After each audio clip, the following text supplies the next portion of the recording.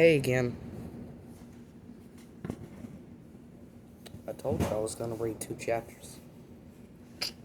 Kind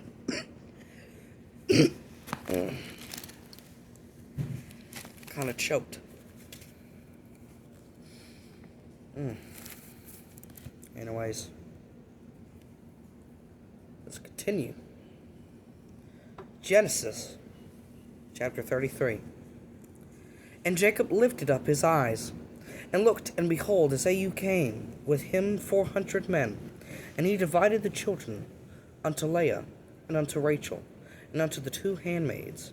And he put the handmaids and their children foremost, and Leah and her children after, and Rachel and Joseph hindermost.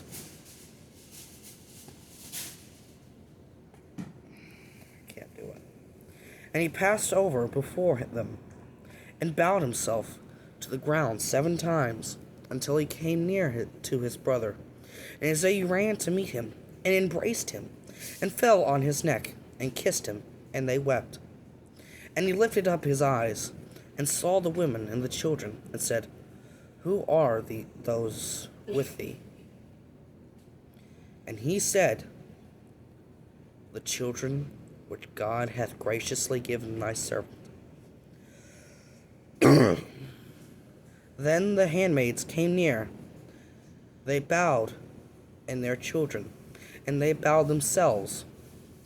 And Leah also with her children came near, and bowed themselves. And after came Joseph near, and Rachel, and they bowed themselves. And he said, What meanest thou by all this drove which I met? And he said, There are 2 to find grace in the sight of my Lord. And Esau said, I have enough, my brother. Keep that thou hast unto thyself. And Jacob said, Nay, I pray thee, if now I have found grace in thy sight, then receive my present at my hand. For therefore I have seen thy face, as thou I had seen the face of God, and thou wast pleased with me. Take, I pray thee, my blessing that is brought to thee, because God hath dealt graciously with me, and because I have enough. And he urged him, and he took it, and he said, Let us take our journey, and let us go, and I will go before thee. And he said unto him, My Lord knoweth that the children are tender, and the flocks and herds with young are with me. And if men should override them one day, all the flock will die. Let my Lord, I pray thee, pass over before his servant, and I will lead on softly, according as the cattle that goeth before me. And the children be able to endure until I come unto my Lord, unto Seir. And Esau said, Let me now leave with thee some of the folk that are with me. And he said, What needeth it? Let me find grace in the sight of my Lord. So Esau returned that day on his way unto Seir.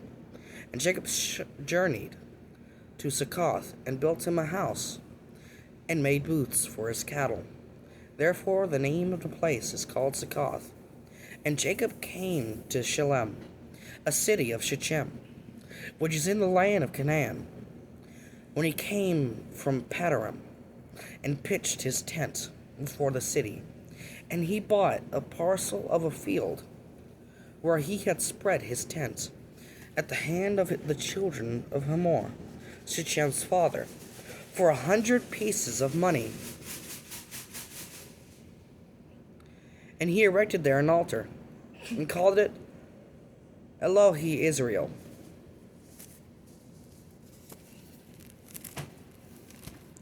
Ignore that, there's just chicken being made.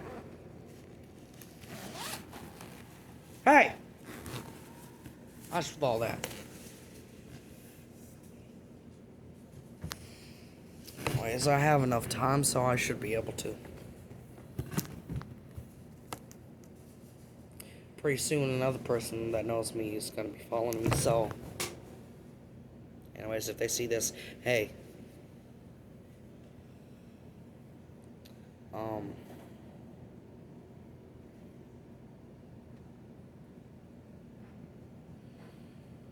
sometimes it doesn't take a whole lot to know a person. You don't have to know their names to know their character.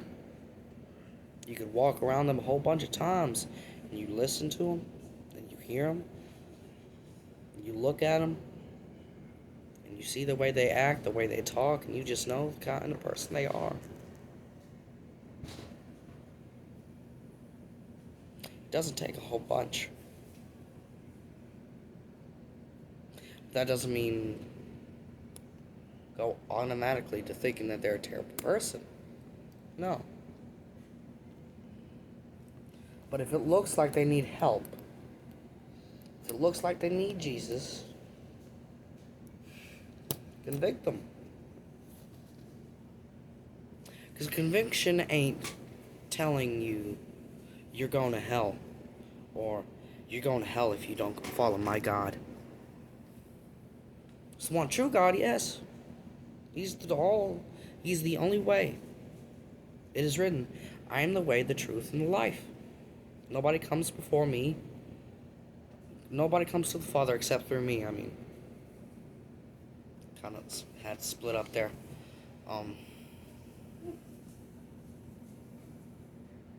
Many people think that there's multiple paths. Heck, I even know some people that say, I think technically all religions lead up to the same pathway.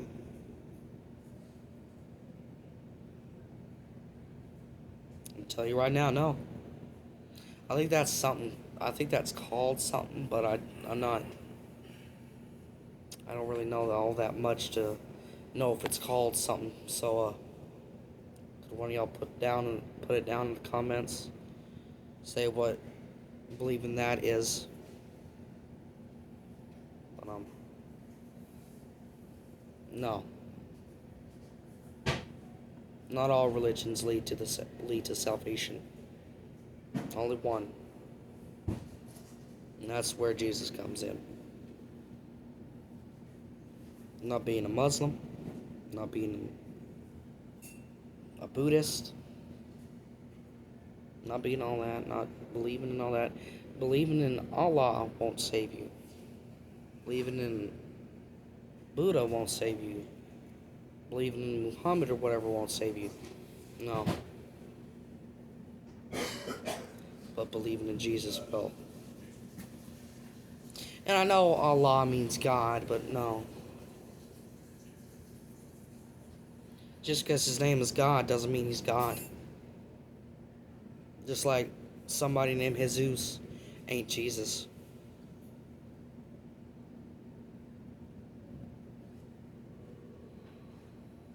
He is a different God.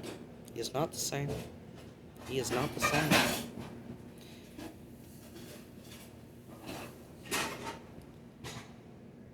Many people think that they know what being a Christian is, and many people think they know what it says in the Bible. But they don't go to church. They don't open their Bible. They think, but they don't know. So I'm going to say this as my final message.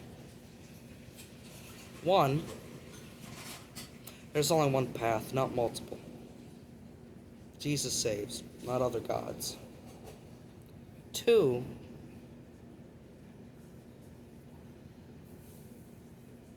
Jesus is the one true God.